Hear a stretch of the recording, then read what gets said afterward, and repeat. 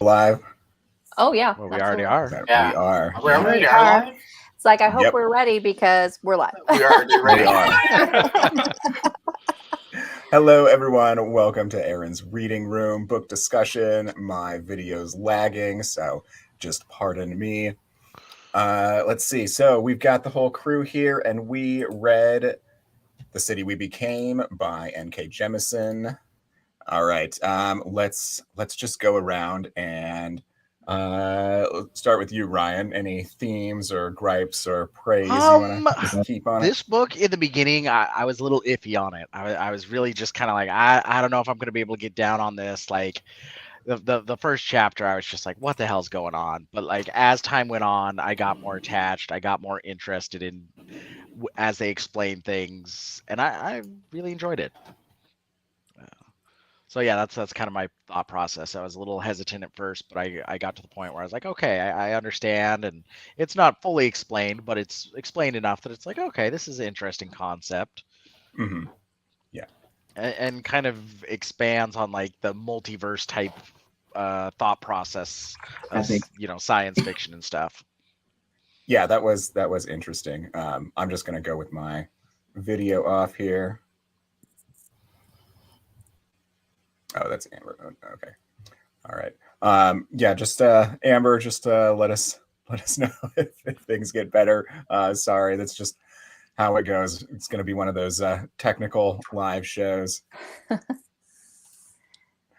All right, Alicia, tell us your thoughts and on the initial thoughts. I loved it. I was in from the start, but I guess part of it is I grew up outside of New York, so like I got everything, all the nuances and all the like inside jokes of New Yorkers I understood. So. And how all New Yorkers hate Staten Island. Yes. Even though I'm not a New Yorker, I understand that. I have a boss that spent a few years in New York, and I had this conversation with her, and I was like, and she's like, yeah, we all hate Staten Island. Well, Staten Island, yeah. Based on the characters from Staten Island in this book, I can understand why the rest of New York would hate them. And she's kind of not wrong with the stereotypes. I know that's mean to say. Is that where that type of New York accent comes from? Is Staten Island? Mm-hmm. That really thick, like over dramatic, thick accent. Yeah. Yeah. Okay. All right, Nicole. How about you? I'm kind of with I was kind of with Ryan. I had to I usually never read the synopsis of a book. I usually just go in and just blind. With N.K. Jemisin, I definitely have to read the synopsis of a book. Sometimes I have to read a couple of reviews just because sometimes the synopsis of her books don't really give much away, which is good if you don't want spoilers. But I was like, I find with N.K. Jemisin, I have to read the synopsis just to get a feel of where the story is going. And after the beginning wasn't the problem for me. It was kind of that middle lag where we're getting all the boroughs and we're getting introduced to all these characters and all this stuff. There's that lag there. And I even said this in the Boxer group where I was like, just waiting for like, once you get who everybody is, you're just kind of waiting for that big battle to happen, which was kind of disappointing. I mean, there is another book, but there's this big evil that's very prevalent throughout this entire book, and actually very like spooky at some points. Like there's that whole scene in the bathroom where like the stall doors keep like opening, and I was just like, that's kind of creepy. I wasn't expecting it to have that kind of like chill factor, So that was a really nice surprise. But yeah, overall I really liked it. I don't know anything about New York. I've never been to New York. I really don't have any desire to go to New York, but so I didn't really get any kind of like the inside jokes or whatever that was going on for that. But all in all, like I've never really read a fantasy like this.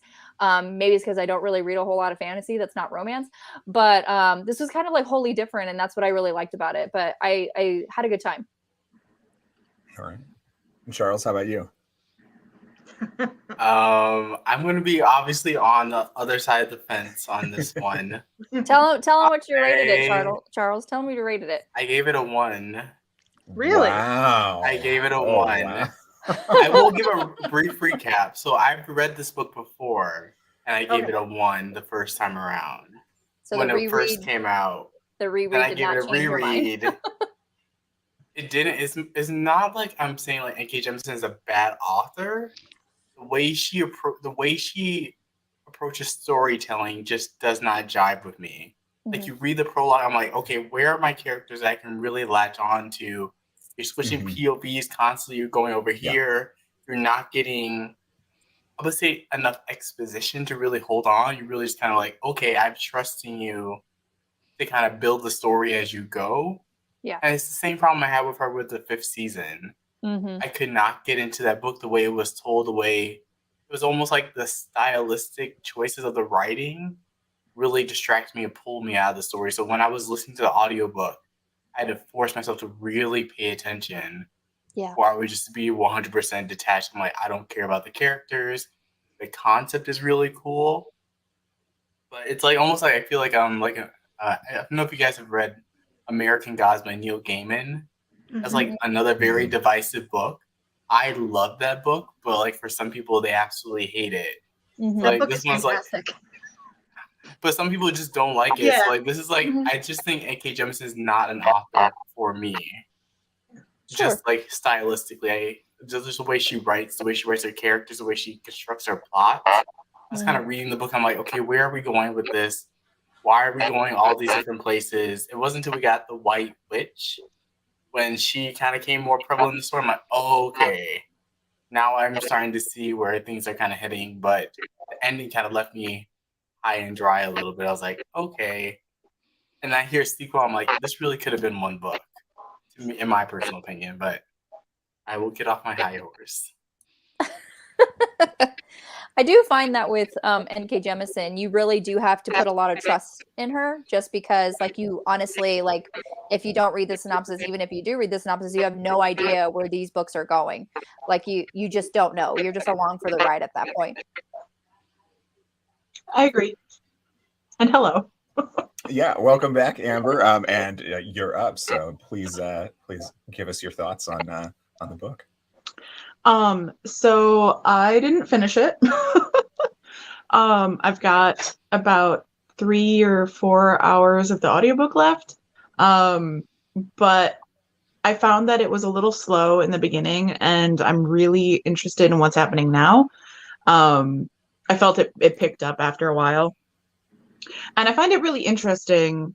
There was a bit that I had just gotten to where they were talking about how the avatars are kind of the physical manifestation of the history of the cities and the boroughs, but also like the mythology and like the folk tales of it. And I thought that was kind of cool.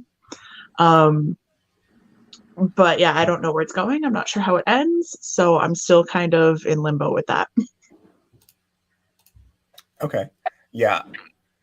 I think I'm a bit in the middle on this one. So I was, like Charles said, the bouncing around with the point of view was, or with the perspective character in the beginning was rough, and it also felt like we didn't quite get attached to anyone specifically.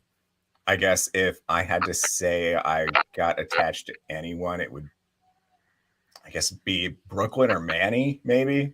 Yeah, Manny. Definitely Manny. I can't even remember like who the primary was, or like, yeah. And even though this was kind of a long book, like Charles said, if it was one book, I think it would have been better if it just was a self-contained story, because I felt it lagged in the middle, and I kind of lost interest at the end. And when it ended, I was like, oh wait, is that it? Yeah, it was like anticlimactic after all that. Oh no. So sorry. Honestly, like I still don't even really know like how it ended. I hope the second book picks right up because I want to know. Like, the second book has to pick up. This is why when you said there was a sequel, I was like, no, that is a hate crime to my eyes. I cannot see this. I cannot see this. How does this exist? You did not walk me through 16 hours on audio. Charles, don't you know that's next month's book? Oh my. I was I was talking like, to I'm leaving Nicole. now. I'm leaving I was now. talking to Nicole, and I was like, I'm so mad I used the credit on my precious credit on Audible for this. And then I hear a sequel. I'm like, so she essentially is writing like a duology that's like 16 hours on each, and the actual story will probably happen more in the second book because we had all this set up. I'm like, honestly, yeah, it did really feel like this whole book, all 16 hours of it was set up. We're meeting all the characters. They're coming into their kind of how the parts that they're going to play in their whole big bad finale kind of thing. And obviously we meet the villain, but yeah, it's just really one long setup. Yeah, that's I felt the exact same way, definitely. Yeah, I feel like, especially the beginning, the prologue, I was not following anything. I'm like, what the heck's going on? Like, it was like characters that didn't even matter really. And then it was just like Manny into the battle, and it was just like, what the hell's going on? I don't know anything about anything. And then after that, I was like, okay, I'm following, I'm understanding. It was just a little bit too much, too fast, in my opinion. Yeah, I kind of agree. And building off of that, I feel like the way she builds the story, she really doesn't tell you that much of what's going on. And then you're jumping around to multiple POVs, so it almost feels like you as the reader have to kind of stitch things together yourself to some degree. Yeah. You do get those answers later on in the book, but that's where I think where my problem with it was. You really have to, like, I think you have to buy into, like, especially I think if you're from New York, or like at least like you said, like you grew up near New York, you can appreciate all those kernels. So like maybe you're not as focused on the world building and actually building the characters. You're like, oh, this is a really cool take, and how she was able to get all the little intricacies of New York culture.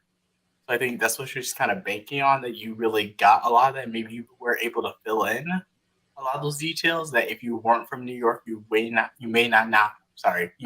have had. I don't know if that's true.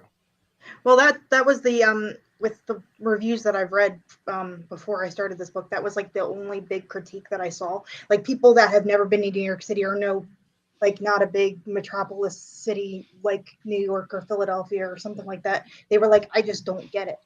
And it makes sense if you've never been to one of those, that you wouldn't understand it.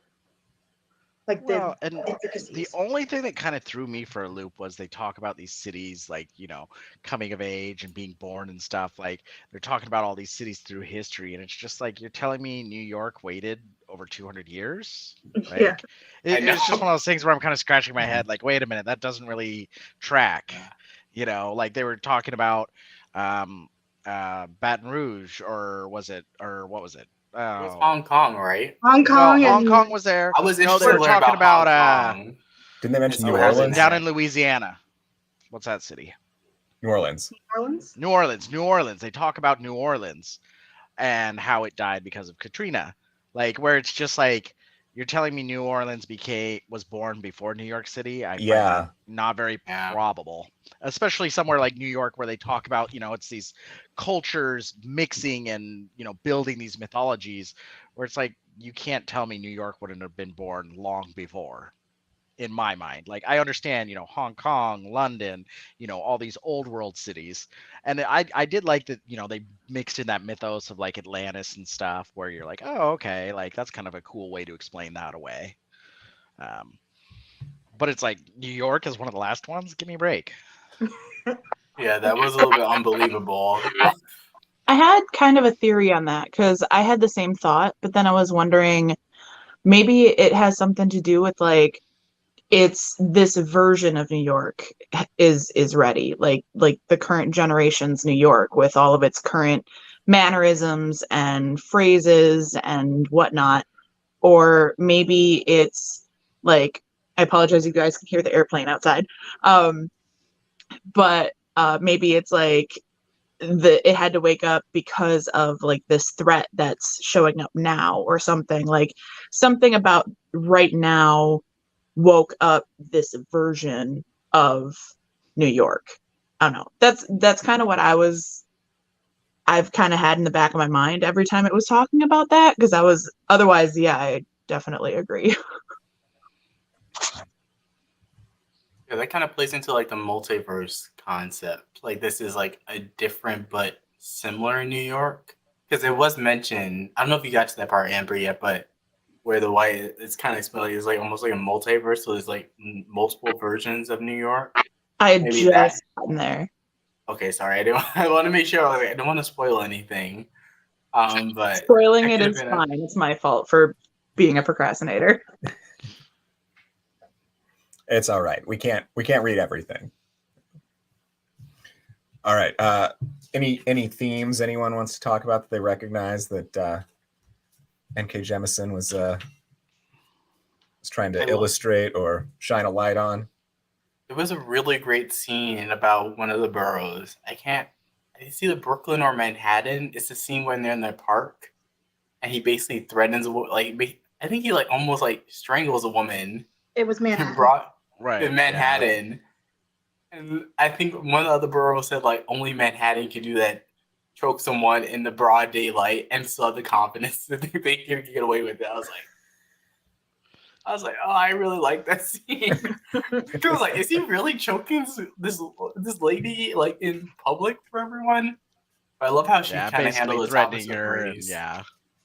Like, especially because I think Manhattan was that character black, right? She She made it like sort racially ambiguous.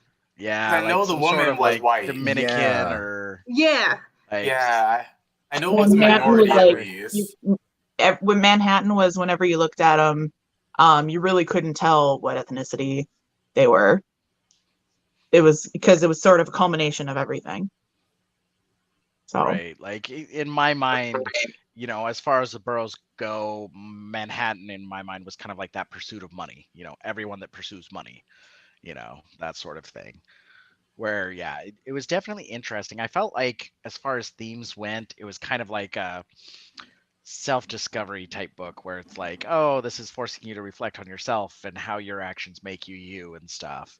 And where it's the city reflecting on itself, like, you know, showing all those different aspects. And I thought it was kind of cool that N.K. Jemisin did nail it so much because, like I said, when I talked with my boss who had lived in New York for a few years, like I was talking about, oh yeah, there's Staten Island. She's like, oh my gosh, they're just all conservative wackadoos, and you know, she's very liberal and stuff. And it was just hilarious because I was like, no, that's pretty much what they were saying in the book, like, and it's like where the description where it's like they pretend they're not part of New York, but they won't ever let you forget it.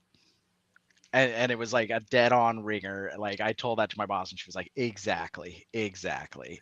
Like, so like that kind of stuff where when you talk to someone from New York and you realize, oh my gosh, like it is hitting the nail on the head about how New York sees itself. I like that. One thing that I felt, at least so far, is that smoke lady, the white lady, she seems like the manifestation of everything hateful and awful. Mm-hmm. And I found that really interesting. And how she like pretends to be nice, pretends to be your friend, but really it's really just to like achieve her own ends and achieve her own means. And I'm really interested to see what happens with her and everything. Yeah, she was my favorite character. Well, she definitely when she came in the book, I was like, okay, can we have the book from her perspective? I was like, I like her evil, twisted mind. I really would have. She was fun to read from. Part of the second book is her perspective. Oh, that's nice. Yeah, because Okay, I really would have.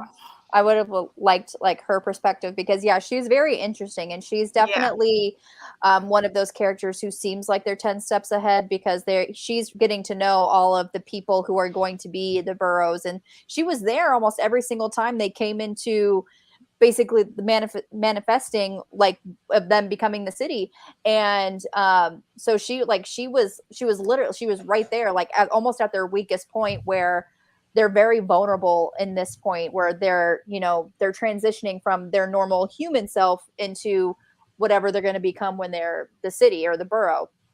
And I just thought that was that was just super interesting how she was always there. And I was like, I would like a little insight on her planning, because I know she has to be like this mastermind planning of and using really anything she can to either get, you know, someone on her side. I know, Amber, you're not all the way done yet, so I don't want to spoil anything.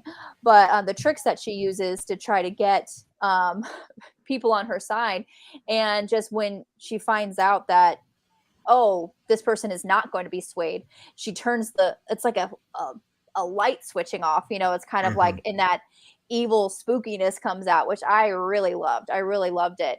One of my favorite scenes was with the bathroom scene where she's talking to, I can't think of her name, but they called her Old B. I think she turned into the Bronx. Yeah. I love her. I loved her so much. And I really liked how she was kind of conflicted, because she had all of the history. She knew exactly who she was. And when she, you know, learned everything, she still kept her memories, and she still learned, she still had like all of the history and stuff. So she knew everything, but she still like knew herself. And she's like, listen, like, I got a grandbaby on the way. It's like, I'm just a person. Like, I can't be doing this, you know? And so it's like, I thought that was like such a real human reaction. I was just like, yeah, I really like you. So I like their scenes. What did you guys think about the Queens when they found out who Queens was being at her little description, and they're like, "Yep, you're from Queens." It's like, why did you get out? But then like, you're not, because you're like trapped because of XYZ. I was like, when they say Queens, I kind of chuckled. I was like, oh, that was a fun little touch. Yeah. One thing. So, Nicole, when you were talking, it reminded me of something that lady said, the smoke lady, that kind of led to me thinking about how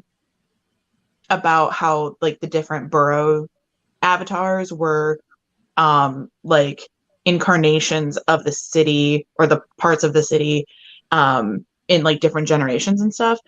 Earlier in the book, at some point, or maybe it was the middle, I don't know, but it was a while ago. The smoke lady, I have like an eyelash, sorry. The smoke lady made some comment to somebody, maybe to Manny or something, about how, oh, I've seen hundreds of you. And I didn't know if she was talking about different iterations of New York boroughs before, or if she's encountered different like cities all over the world or something. But that was part of what sort of framed that thinking for me. So I don't know if you guys caught that or had a different interpretation of that. But I felt like it was more of a, you know, more cities being born, not so much boroughs. But like one thing that kind of was interesting to me was how they had that thing where, I don't remember which borough, like sensed her speaking to her masters, like basically like maybe she was just like one of the other cities, basically an avatar designed to destroy these cities for whoever she answers to.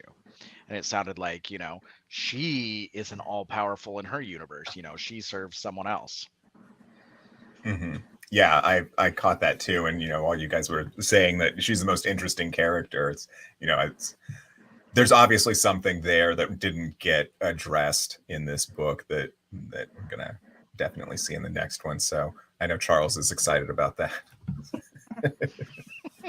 Honestly, Charles can't wait to read the second one and the prequel. I would disagree. Respectfully. I would need this audiobook to be free through some library or some platform.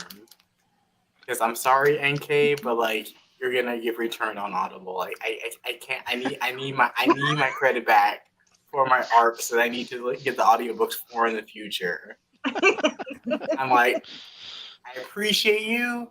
I love that. One thing that I love about this author is that she puts POC characters in lead roles in books that you don't necessarily see a lot of POC characters. Like, if I could see like Brandon Sanderson did a book like this, I don't think you would have had nearly as many POC characters. He could have, but it's nice to see that, like with Octavia Butler and Kate Jemisin, I love that we're getting these voices in these spaces. What's the guy who wrote Black Leopard, White? Marlon James. Marlon James, like having these voices in the space, because it does change the type of stories that you do get. So I'm really appreciative of her for that, but she is a hard no for me for reading more books from her. I'll watch the adaptation. I think also I a would like lot. an adaptation. A This lot will that be a helped good me is- adaptation. It Neil would, yeah, Gaiman, this would make it great. Yeah. Neil Gaiman, get on it. I think Because part I that loved helped the me book. though is I read all of her books within the past like 2 months. So I think just knowing how she writes made it easier to get into this one. Within 2 months. Oh my God goodness. bless you. I know like her books are very heavy, and I feel like whenever I read one I have to sit and digest. You know, I had to think sit I with the read- 5th season for a while because the 5th season was a lot. Yeah. I know I read some last year, and when Cachet and Chloe this one verse they were doing a read along and stuff, and tried to keep along with that, but reading her books back to back is very daunting. It wasn't a smart move on my part. Let me put it that way. It wasn't a smart move on my part. Those 2 hour, sometimes like 2 hour chapters, man. That's my biggest complaint. Like, why are they Yeah. so damn long? There's Wow. no I need. actually kind Just of make like them that. chapters. There's no need. I actually don't. like the long chapters, because like imagine like with thrillers when they have like 50 plus chapters and the audiobook is only like 8 hours long. Like you feel like you don't make as significant progress. So I like when I read like 2 chapters, I'm like, okay, that was read a 4 good hours chunk of right the book. there. I feel like I accomplished something by reading those 2 chapters versus like in a thriller, I'm like, okay, what chapter am I on? Chapter 10. How many chapters out of 100? Yeah. And why I didn't really you read didn't do 70s that. with us? Oh, no. that was like 3 chapters. That whole that whole That tome. That whole book, I was book. like, That whole book was 3 chapters. That was insane. Honestly, like That's crazy. I prefer short chapters, just because like when I'm reading, I like to like take breaks on the chapter. So if the chapter is 2 hours long, like I feel like there's no end in sight. I'm like looking forward to my next break, and I keep watching the clock. I'm like, when can I take a break? Especially because with N.K. Jemisin, I feel like I need the breaks. I feel like a good chapter length is like 20 to 30 pages. That's like around 30 minutes on audio.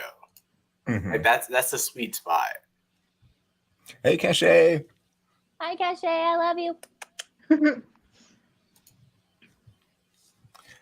All right. Let's see. Amber, were you trying to say something, or were you able to say it? I was gonna say something, but I don't remember what it was. Okay. There. It's fine. All right. Okay, that's a good point. Yeah. So I found a few, I guess, just nods to current event stuff happening, and I just took a few notes of things that were kind of caught me as I was reading through. And the first thing was gentrification. I feel like the smoke lady, like with like the symbolism of like her color being white and like it expanding throughout the city and like taking over all of these places. I thought that was an interesting way to illustrate that, or just kind of call out that issue there. And Staten Island's racism was like, it kind of floored me in the section where they're fighting outside her house, and she comes out and she knows who the bad guy is, who the good guys are, but she chooses her abusive family over these people that want to help her because they're white. And it's like, what kind of PTSD and like trauma that, you're going to choose these monsters, over someone else because of skin, it's, yeah. So we could go down that stage all day, but that was, I think that's why the smoke lady, the evil lady, had such an easy time like gaining her trust and getting her on her side, just because there was already that preconceived racism there. So it was very interesting. Absolutely. I kind of like that there wasn't a redemption arc for her. At least so far there hasn't been. Like, it's just like, no, you didn't measure up. Like, Same. Yeah. I would have hated if she just kind of like just flipped the switch. I'm like, okay, I'm on your side now. I'm like, no. I was waiting. You I was stay waiting over for the there. flip the switch. I was waiting for that. I'm like, please don't do it. Yeah.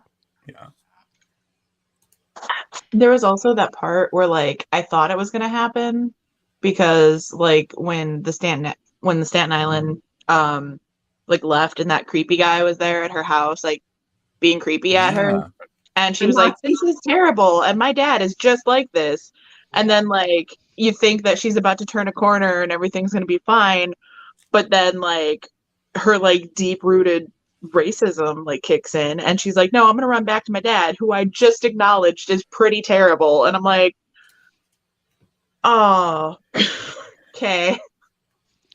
Well, and I thought it was interesting also with that whole scene with that guy where he was acknowledging like, yeah, you're trying to run away from your dad, but it's like he doesn't have that realization that he's exactly like her dad.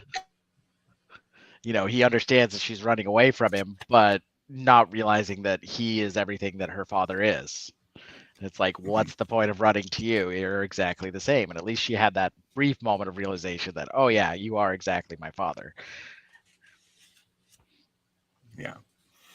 Yeah, well, someone that arrogant, I guess, wouldn't put that together. That they wouldn't have the self-reflection. Yeah. I feel like. Or that coddled. She was very coddled. I was like, how old are you?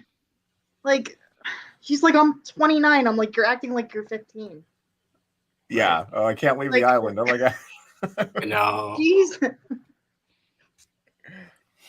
Also, late stage capitalism with the smoke lady and that like like Make New York Better Foundation or whatever, and just coming in and also affecting the art gallery or whatever it was, just steamrolling these usually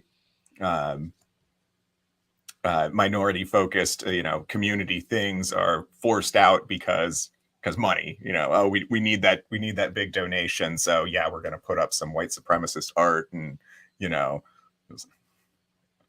yeah, there was that scene where it's just like this beloved like burger joint was just like they made the best burgers in town and they were actually like really cheap, you got like bang for your buck kind of thing, and no, like they tore it down because they wanted to build some condos. I'm like, god dang it. Yeah. It happens everywhere, unfortunately. Oh yeah, even the like the people, they were just like, that place was always busy. There's no way that they would have closed down because they were doing really well. And I was like, well, that's when eminent domain happens and they can just buy your stuff out from under you. Yeah. Because didn't that happen with I forgot what character where they bought the brownstone? They sold Brooklyn. Brooklyn. Yeah. And that happened. I was like, oh.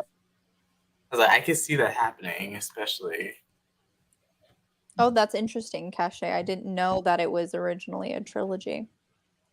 I thought I heard it started out as like a short story that NK wrote a while ago, and then she expanded it. Yeah, that's it's a short story in How Long Till Black Future Month, which is her short story collection.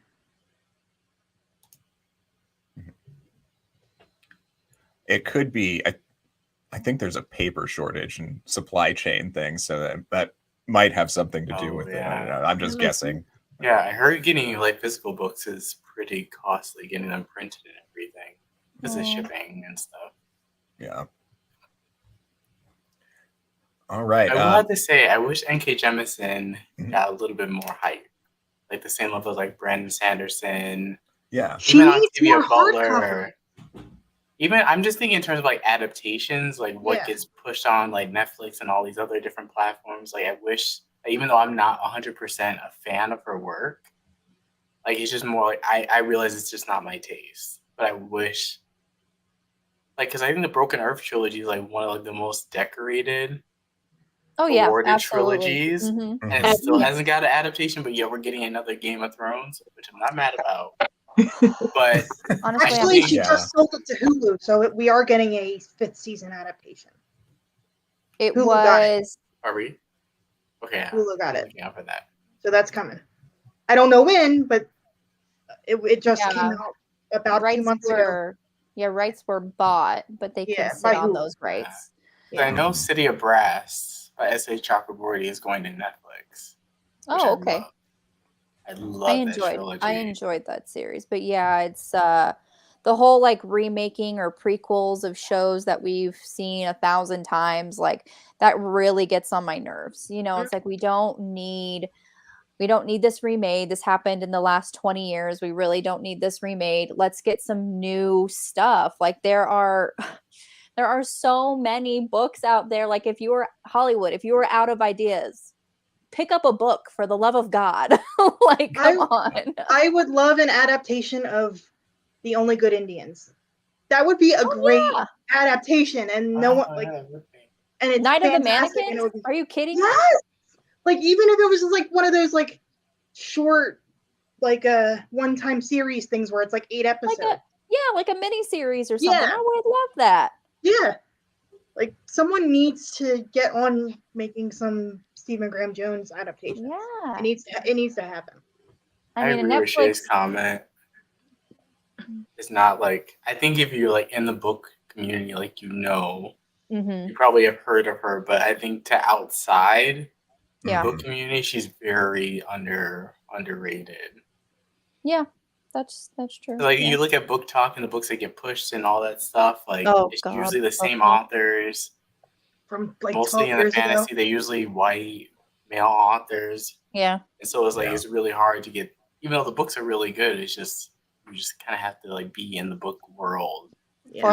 Or like Alicia said, they're pushing books that were popular on BookTube like 10 years ago. Yeah, or Yeah. Colleen Hoover. Like read more like, oh my Colleen God. Hoover. I'm like, oh my goodness, we read No! Colleen my- Hoover like 10 years ago. 10 years ago, Colleen Hoover was popular. I've never read any Colleen Hoover, and Me I neither. just don't want to. Please Out of don't. protest, Wait, you I'm just haven't? like, no, I haven't. I'm No. just like, I don't know. She's really popular. I think I'm gonna pass. So you haven't yeah. read It Ends With Us and then like join the argument that it is truly a romance when it's really not a None of her romance? books are. Oh my God. Her books are Gosh, just But like you're gonna people go into actually that. argue with Coho about like It Ends With Us being a romance, even though it isn't. It's about domestic abuse, and people are like, "Oh, her husband is so dreamy." I'm like, No. No. I was like, if this was a dark romance, maybe we can talk. Maybe. But I'm like, this is not. And the one book, like my dad's wife just read, it's about like child abuse. I'm like, no, that's not okay. And it's being sold with this cute little cover, and I'm like, no. I was like, Colleen Yeah. who? Yeah, exactly. Dude, that's why I couldn't get on The Handmaid's Tale. That was just too creepy and wrong in so many ways. I was just like, nope, I can't even watch this show. I hated the show, but I loved the Yeah. book. I had to read I- the book. It severely creeped me out. I was just like, Oh no, yeah, no. I this think is it's just supposed too- to. It's It's supposed to. If supposed it to, didn't, you yeah. got to look on the inside. The thing I didn't like about the show for The Handmaid's Tale, though, is that I felt like it was trying to tell the story without actually conveying how much everything, like how much was on the line. It was just like, oh, I'm going to tell the story, la da da da da. Oh, they're going to talk about sex in the window, but like there's no fear there. They're just going to say it out loud. And I'm like, no. In the book, it's like dripping with fear. Like, can I even say this? Can I even imply anything? Is that what she's Yeah. saying? I can't acknowledge it if she is, in case she's a spy. I watched like 3 episodes of the show and I was like, nah, pass. Yeah, I get why they chose to start with that scene from the book, starting the show from that spot, but I couldn't do it. Like I saw that, I'm like, they're starting here. I was like, no, I'm turning it off. Nah. Yeah, I think I watched like maybe 3 or 4 episodes of the show. I never read the That's as book, far as I so got. I'm like, yeah. I had to read the book in Read high the school. book. So In high school? yeah, they made us read it in high school I can see that. I can see with that. a very mean, very interesting teacher teaching it. So it was. Oh no. traumatizing if you were a female. I know, I was like, interesting, bad. It seems like, oh god. So yeah, I don't have good feelings when it comes to that book. Yeah. Well, and gosh, there was so much on the nose about that book now. Like, didn't the overthrow happen like when like a group stormed Congress and killed all of them? Mm-hmm. And, yeah. It's So way too right now for comfort at this point. yeah. Exactly. Yeah. It's way too close for comfort these days. Uh-huh. Oh Like yeah. somewhere there's a secret society of authors that are like, let's I brainstorm swear. and let's write it now, and then it'll become more relevant, but people won't realize until 20, 40 years down the road. It's kind of like that conspiracy that The Simpsons can tell the future or something like that, where it's just like Right. all They these predicted all episodes. possible futures. Yeah, exactly. I was like, oh my gosh. Look at Octavia Butler. She wrote all her books in the like 70s and 80s, and Yep. it's, Yeah. it's Didn't get very popular until prevalent today. past I was gonna 2000. say Yeah. the parable books, Octavia Butler's parable books in particular, like it's creepy. Like there's a politician in it, a corrupt politician whose catchphrase, whose slogan is "Make America Great Again." And it was written in like 87. Really? Yeah. It was written in like 1991 or something. Yeah. Oh my gosh. And I read that and I was like, oh, I feel like I need to put the book go down. take a shower or something. Mm. I was like, no, I'm good. Oh, but I mean, that's it's so good, but it was creepy. Like That's it was so uncanny. Yeah. And It's one of still the a books book I that- deals with the pandemic too. Like I'm like, I can't Yeah. now. Yep. No, I can't right now. Like Yeah, any books That's- about pandemics, I'm like, yeah, no, I'm good. Thanks, I'm though. good. I'm good. I'm looking at one right now. I'm good. We're not quite there yet. Because I think it's starting to show up in books now. They're starting to Oh, yeah. mention, like, especially the Yeah. contemporaries. Yeah. There's like always like that line that they say, like, I don't know if they say it in history classes, like, if you don't know your own history is doomed to repeat. So like maybe Even that if you plays do, you're into doomed like, to repeat it. Yeah. so, like maybe that's why like books that are written like 30 years ago, you're like, wait, why does that sound awfully familiar to what's happening right now? I'm like, Yeah. Like I think the parable books are set up in 2025. And that's like not that far away from now. Yeah. Well, Is there such a thing as a non-corrupt politician? No, No. there's not. When you get to that level, you're beholden to someone that isn't the voter. Yeah. Mhm. It doesn't matter who you are. Like No matter how much you some think you're person going to giving change money. the system will change you. Mm-hmm. I worked in a political PR public relations office straight out of college. Yeah. everybody was an asshole. And like that was it. Everybody was just an ass. I just think of like that one scene in True Blood where Eric is trying to like basically he's like doing a commercial and he's like, who would you rather trust? A vampire or a politician? It's like, yes, you have a great, excellent point. I'm like, continue. Yes. I'm just like, tell me more. Yes. At least a vampire is going to be honest about sucking me dry. You know? Exactly. And at least I would enjoy it at that point. I mean, it is Alexander Skarsgård, so who wouldn't? Oh, I would enjoy it. Like, come on, like he's beautiful. Yeah, absolutely. As a vampire out loud. There's not even no hesitation. No hesitation at all. All right. Well, does anyone have anything else to say about the city we became, or anything really? I will probably continue, but not right now. Yeah. Because I am Yeah. interested to see where it goes. I want the big, the big showdown that I know is coming. I want it because after that all build up, I feel like I deserve it. I want to keep reading the series, but I'm afraid that I'm going to finish the second book and then have to wait forever for the third one. So I kind of want to space it out because I know that, because otherwise I forget what happens. If it takes too long between books, because I don't always reread them, so I'll just pick up the third one after like a year or two and be like, wait, who are these people again? Same. I won't Yes. have any emotional Oh yeah. investing in Cache said anything. Yeah, Cache said Oh, it's there just is going to be a something. duology. It's not going to be a trilogy. Okay. So at least there you go. Okay. Well, the second book is out already. It So- says November 1st on when I pre-ordered it yesterday. They Oh, pushed I thought it was. Or maybe I just saw the advertisements for it. Yeah, they it was supposed to be out this month, but they pushed it. Oh, They pushed that'll it, do it. pushing lots of books. Yeah. Mhm. Okay. Okay. Well, But at I'm least glad I read this now because that ending, if I read it a year ago when I bought it, I would have been so pissed. Really? I would have been Honestly, so pissed. after I read the ending, I was like, okay, I'm fine. You can leave it. I Charles like is my just okay. standalones. Charles is No, I okay realize with that the more as I am like getting to know myself as a reader, I like standalones. I want you to give me it in one book.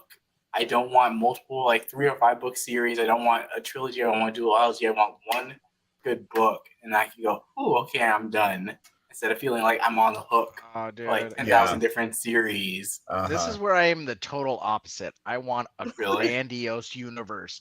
I don't need like 15, 20 books, but like a good 5 to 10 books is what I want in like just an awesome universe.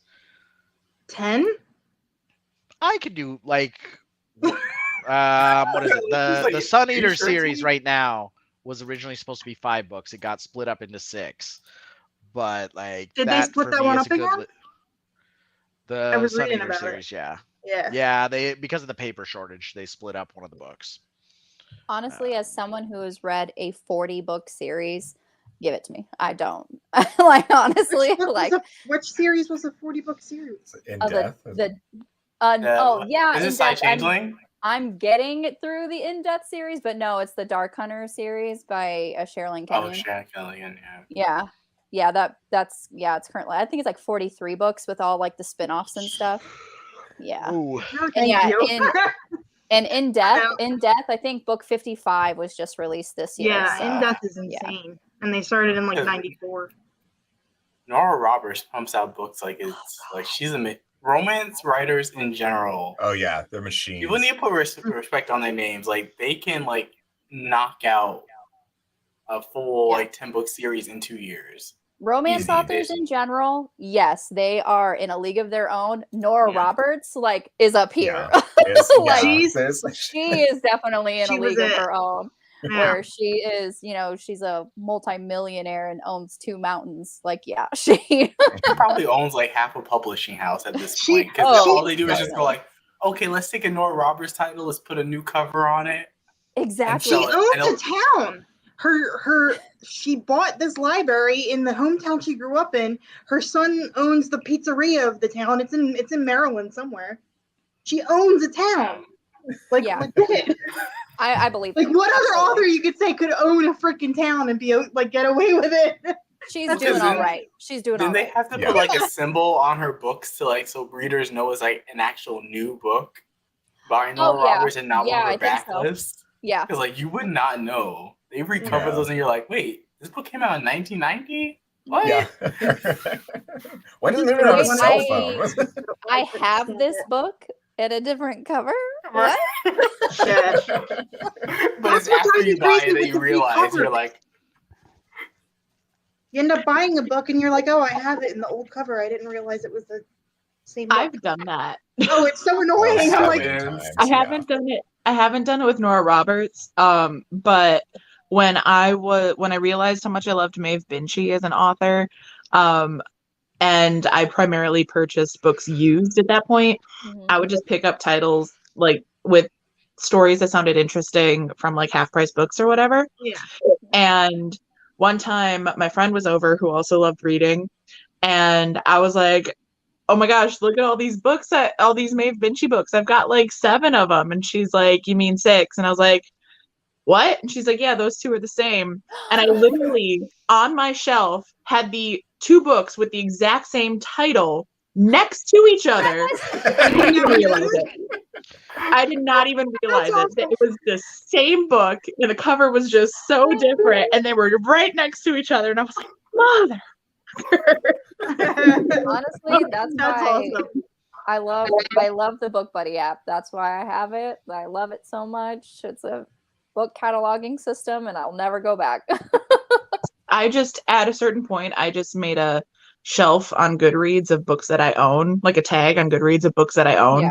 So yeah, That's I what- did that That's what Jen does too. because I've done it too many times. I need someone to do this for me because my audiobook collection has gotten way out of hand. I'm scared of it. Yeah, when you sent me the number, I was like, holy shit. No, I went to go. I think I was gonna go read the boyfriend material by Alexis Hall, and I was like, oh wait, I have it on Chirp. I'm like, oh great, past Charles. And then I look at my Audible, and I bought it a year ago. I'm like, Yeah. I'm like, dang it. I do the same thing with audiobooks, though. I'm like, do I actually have it? I have to go through all of my audiobook apps to see if I have it before I purchase it. I don't even do that. I just surprise myself. I'm like, when did I buy you? I'm like, Yeah. did I have an out-of-body experience? I'm like, how did I buy this book that I already read and I already finished beforehand? Oh my Chirp's god. deadly, though. Chirp? Oh yeah. Chirp? Yeah. Chirp, I Because have it's my, like- I it's have like my when you alerts go- on. When you go to Me check too. out, it's like there's 4 more in the series that are only $2.99. So add it to your thing, and I'm just like, Why the why? fuck not? Why the fuck not? Why Chirp? not? Make it rain. Ooh. I just get Yeah. mad when they limit you at Okay. 50 items in your cart and they're all like $1 each. I'm like, how dare you limit me? I wanted the whole series. How dare you make me do 2 purchases? And then I judge myself. I'm like, 50, Charles? I've Oh never my gotten that God. high. Maybe 8. hey, I've never gotten that high. I'm addicted to Clearly- the deals. Dude, clearly when the Addicted to the programmer deal. was like, no, nobody's going to buy more than 50 books at once. Yeah. You would do that. This person Like, never you met don't need a Charles. program for more than that. Hey, I swoop in. I got a whole series for like $5 and I haven't read it yet. But like I have Same. it. It's in my library ready to go. I won't know that it's there because it doesn't exist anywhere else besides the app. But it's there. I have all Karen Slaughter. I think I got all of Karen Slaughter's books for like $8. Oh yeah, when they were on sale. All of them. Nice. I was like, Very yes. nice. Oh, Karen Slaughter. She's She's amazing. I'm afraid to read her books because everybody keeps on telling me like all Oh, they're be graphic. prepared. Be They're very prepared. I was like, graphic. ugh. They're very. They're I think it was very graphic. what was the one with the 2 sisters? It was Oh. the good daughter. No, it's Pretty Girls. No, there's one where it opens where like the family's getting massacred or That's something that's like the that, Good and they Daughter. kidnap. Yeah. Is it one of the good daughters? Yeah, that's the one. That's the I'm one that guessing I these are started thrillers and stopped. not I was like, I'm romance. not. Yeah. they're Oh very no, much it's definitely a thrillers. thriller. Yeah, all her books are pretty much thrillers. Yeah, there is still a scene in Pretty Girls that sits with me daily. I'm just I like, mean, oh she man. like sits in the gory details, and you're Oh, like, Yeah, oh. she does. I need to be able to Yeah. sleep. I need to be able to sleep. Honestly, sometimes that stuff doesn't bother me, but it was like, Alicia, you know the story, and I think Aaron does too. When I was Uh-huh. reading The Only Good Indians, and I look over, and my dog's eyes are being like reflected from the TV, but it's pitch black everywhere else, and he's a black dog, so all I see are those glowing eyes. I'm like, the deer's here, the deer. Oh god. You were reading freaking The Only Good Indians at 11 o'clock at night, which is the one thing I told you not to do. And I did it. Oh my Challenge gosh. accepted. Just read, and then there you were sent me none that at picture, I was night. like, oh shit. And I was like, I just see Dude, like oh. the lights reflecting off his eyes. I'm like, ah, it's time to go to bed. All right. God, You- that Do reminds me not of read one The time, Night of like the Mannequins at night. If you haven't read it yet, do not read it at night. Oh, I I do read it not that night. have Yeah. like an active imagination when it comes to being scared or anything, right? And one night I was at my parents' computer and I just happened to look out the window and I see these bright red eyes and I feel this hot breath on my feet and I'm just like, ah! And then I realized it was a car going down the road hitting its brake lights just as the heat came on my feet. And it was just like, why did I think that it was a monster with bright red eyes breathing on me? I'm not that person. I'm not like, ooh, it's scary outside. But it was just like, Oh, geez. That's when just things align in the universe that just like, Yeah. just like, okay. at least you pay attention to the signs, and you're like, let's reevaluate. Yeah, let's see if we have to let's run away. deconstruct this here. That's it. Like that kind of stuff happening all at once. That's how I know God has a sense of humor. I'm just like, listen, buddy. That was really funny, but you scared me. One of those things. What was it? The Cure. Blasphemous rumors. When I die, I expect to find God laughing. Yeah. But I think it's like laughing like camaraderie, like welcome home. Laughing with you, not at you. Laughing right? with you. I'm not laughing. I'm not laughing at you. No, I'm he's laughing laughing next at to you. All right. Oh, Well, with God. God laughing at us, I think that's a great turning point.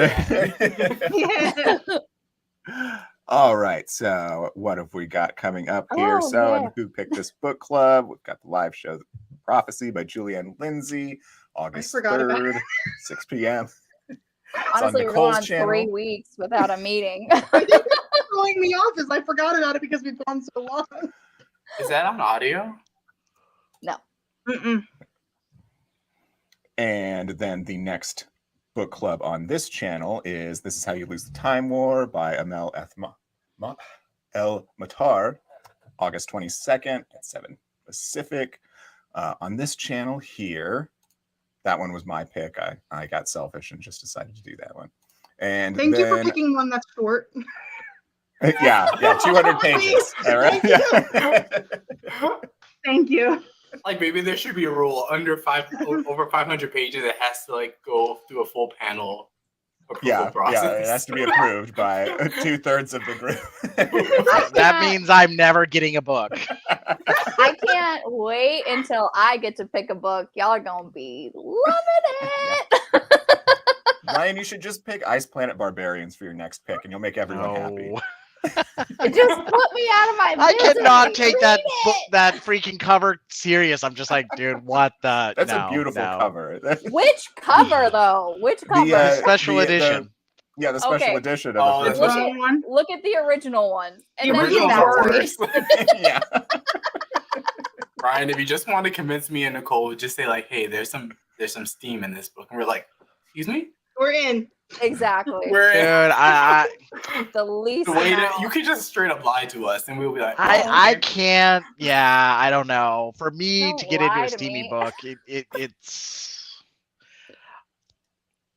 has to be You out should there. give it a chance. You might get more out of it than you think you will. But Morning Glory Just Milking saying. Farm was too much for me. There's a lot of fluids in Morning Glory. Yeah, that's what It is. I'm not a fluid is a lot. person. So I'm just like that's too much. I can't. It's Like, honestly, like it's even in the for a title. season It's in the romance title. reader, that's a little step too far. I was like, I I'm just gonna throw up now. I Thank you. didn't think it was too far. I'm just saying, like, there's a lot of fluids. Just, It's just like prepare yourself. the Minotaur picture, like seeing that picture, Hey, like Brie. really kind of like, I was like, oh. The glove killed me. The glove in that freaking cover. I was like, no, I don't Oh, want to do that's that. what sold Oh me. my That's gosh, just like, yeah. oh, this is Hell. going to be great. It's surprisingly technical. Like I said, the only downside to that book for me was like after they had met, it was just like, okay, this is fluff. I don't need this. Like, let's get to the good stuff. Like, it was like you're building, and then there's no reason to not. You're Get just to the hanging good out for stuff. a couple chapters. Like, More and I did. I banging. skipped it. I didn't miss anything. Yeah. I'm good. No Banging slow by burn. page 2. There needs to be Like, the some slow banging burn by is page good, I hear but what you're saying. there was I hear no what you're saying. excuse. Like, Oh. you had this excuse, like, okay, they only saw each other at work type of thing, where it was like, oh yeah, you're really building it here. And then it was like, well, do I really want to? I don't know. Is this just going to ruin my life? I It hear was what you're just- saying. You want more banging. I heard you. I got it. Yep. Yeah, I Banging got by it. page 2. saying No, I wrote it down. You got to keep that like slow burn going without like, because they had that block, that social block, where it I was feel like, like now oh, Nicole's gonna hey. say like, you want slow burn with more banging. No, but it's like That's a slow burn, more reasonable banging. slow Hard. burn. Like, you've got the slow burn, you have a reason why the slow burn exists, and then you Right. get rid of the reason, but you're still slow burning it. What's the point? Oh yeah, I don't like that either. Yeah, for sure. Oh yeah, that's true. Okay, There's so you're going to books that are get a Madison Faye and a Mariana Zapata and you'll just decide which one is the. If we Oh think my about God. If you want that, just Mariana read Zapata, I'm out. Ken. I can't. Listen. I'm Just out read with Megan Ken Mariana if you want Zapata. that. I love Mariana Zapata. I She's can't. probably the only person that I could read slow burns. But I was like, I need more of the sex scene because it's literally just the last 2 Wait for pages it. of There the was book, nothing. and they're like 800 pages. I I can't. think I when feel it was like 93%, I was like, what the? It's I don't- supposed to be I a like romance. slow What the burns. hell? Yeah, I know. It's very I would say unfortunate. I like slow burns because it forces the author to actually have a plot and like actually like have the characters have different things that they want to do. I don't need more plot. Because- No. Well, because like I read books that like are Depends on just the like author. nonstop smut, and like usually unless it's like really Mhm. well done, Yeah. it gets a little bit like like you can get like if it gets a little bit tedious, you're like, okay, you just did that same routine 2 pages Mhm. ago. Can we do See, something else? That's when, as an author, you need to change it up, like different positions, That's what I'm different saying, starts, like- different. You know, there you can make it not Upside tedious down and have position. Handstand sex. handstand sex. I mean, Yes. What? Nicole knows. I know all about Charles, how it. have you not heard of the handstand sex Okay. story? Yeah. I'm pretty sure I've talked about it on my channel like 50 times. Yeah, twice with at least me in the conversation. Twice. Because we just have to remember that it exists. Oh God. You know, this is I one would of say, those Ryan, you things should where I go for, really like- hope that someday N.K. Jemisin is like watching this or something and just like, where the hell did that go? Like they're just like, oh yeah, this great book, and then She whoa. just goes to the Thank end and she's you. like, handstand sex. I'm pretty sure I never read anything about handstand sex. Hey, I bet you N.K. Jemisin, I'm putting it out there, she's gonna write a romance. I would love her it's to. a trendy Yeah, that would be thing to good. do right now. You're in another genre, you I write feel like- romance. I feel like Under she a should different write pen like name. a really epic like fantasy romance. Yeah. Mhm. With some dragons. Mhm. I would love it. I'm in. Hey, Monster don't knock smut. it. There's like a ton of authors who like in the past couple of years, like a ton of YA authors are doing it too. Like Emily Henry. She was a YA and then she blew up writing adult romances. So like I don't like them. Oh, yeah. I wish I did. Oh, but, Emily like Henry. it makes sense. Like I think It does make romance sense. is kind of I hot mean, right now with it Bridgerton. seems like a natural progression because there's always some sort of like in young adult, like some sort of like, you know, young romance or something. So they kind of get that taste of it and where they could go with that if they had more room to do whatever they wanted. Even a lot of fantasies, there's usually like somewhat of a romance subplot. oh yeah, absolutely. Mhm. That's why I go to a lot of indie for like. There's a fantasy romance series that I love, and it's indie published. It's by J.D. Evans, Mages of the Wheel. It's my favorite. Mages of the Wheel. Mages of the Wheel, and it's all on KU. Oh, cool. 4 books are out, and there's going to be 8 in total. The first one is Reign and Ruin, Mages of the Wheel. Heard. Mhm. and I think the first 3 are on Kindle, and she hasn't released the 4th one yet, but it's coming Okay. here. Nice. I love it. All right, everyone. If no one has anything else, I think we'll go ahead and call it. I'd like to thank my lovely co-hosts for joining me and reading this book. And we will see you in the next video, everyone.